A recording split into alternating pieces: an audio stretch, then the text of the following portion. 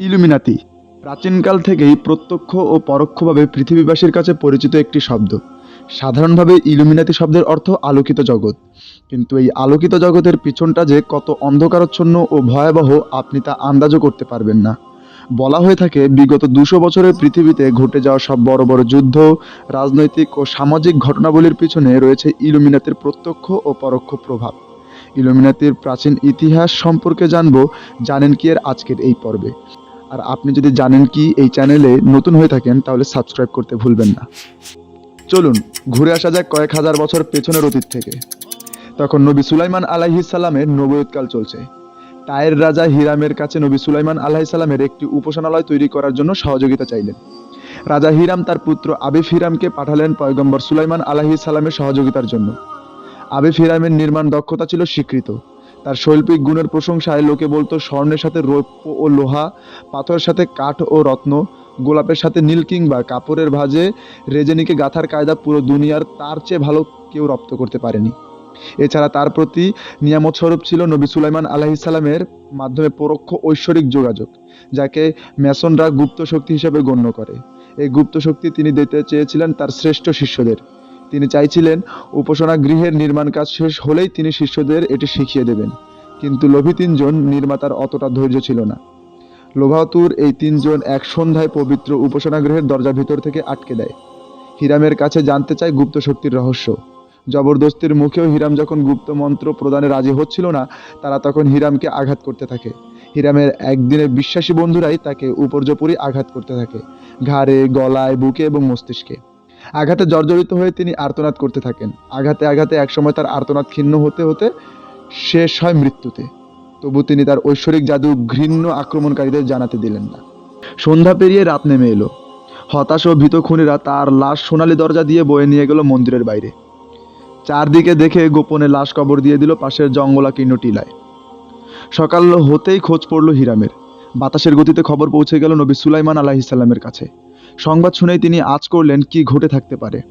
7 জন সাহসী ও দূরদর্শী ম্যাসনকে তিনি হিরামের লাশ খুঁজতে পাঠালেন।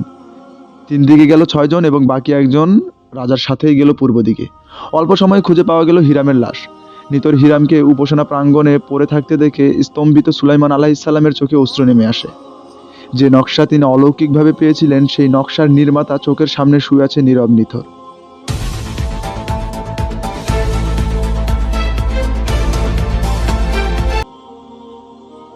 হিরাম হত্যার ঘটনায় অনতিবিলম্বে খুঁজে বের করা হলো খুনি জুবেলো এবং জুবেলাসকে। শাস্তিও পেল তারা যথাযোগ্য, কিন্তু এই ঘটনার মেসনদের মধ্যে লোভের আগুন ছড়িয়ে পড়ল। একদল সুলাইমান আলাইহিস সালামের উপাসনা গৃহের নির্মাণে ব্যাপৃত রইল সততা ও নিষ্ঠার সাথে, অন্য দলের বুকের ভিতরে লকলক করে উঠল লোভ। তাদের ধারণা হলো খোদা যদি শক্তির আধার হন আর সুলাইমান যদি হন তার প্রতিনিধি, তাহলে আমাদের পরিচয় কি? আমরা যাব বিপরীত দিকে।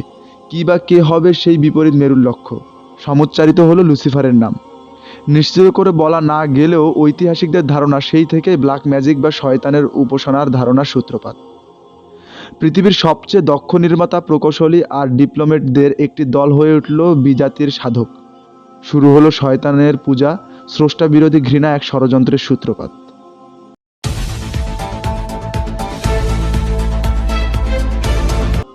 সামাজিকভাবে যারা সবচেয়ে উঁচু, যাদের সম্মান প্রায় আকাশ ছোঁয়া, যাদের শক্তির কোনো তুলনা নেই, তাদেরকেই বেছে নেওয়া হতো শয়তানের পূজার জন্য। যেমন রানী ভিক্টোরিয়া কিংবা স্যার চার্লস ওয়ারেন। তারা যদি হিরাম আবিফের ইতিহাস তুলে বেছে নেয় স্যাটানিক ভার্সেস, খারাপ তো লাগারই কথা। যদি ড্যান ব্রাউন কিংবা ক্রিস্টোফার নাইট ও রবার্ট লোমাসের মতো মানুষেরা এই রহস্যের জটের উপর আলো না ফেলতেন, তাহলে হয়তো আমরা একে চিরকাল ফান বলেই উপেক্ষা করতাম। কিন্তু 21 শতাব্দীতেও ছুটছে আলো তথা ডিজিটের উপর ভর করে। ভেড়া মারা সাধারণ এক কৃষক সন্তানের জ্ঞানী নাকি কানাডার প্রধানমন্ত্রী, সেটা এখন আর ম্লেচ্ছ ব্রাহ্মণ দিয়ে বিচার হবার নয়। মানুষের দ্বারা অর্পিত সব বর্ডার ভেঙে দিয়েছে 20 শতাব্দীর বিজ্ঞান।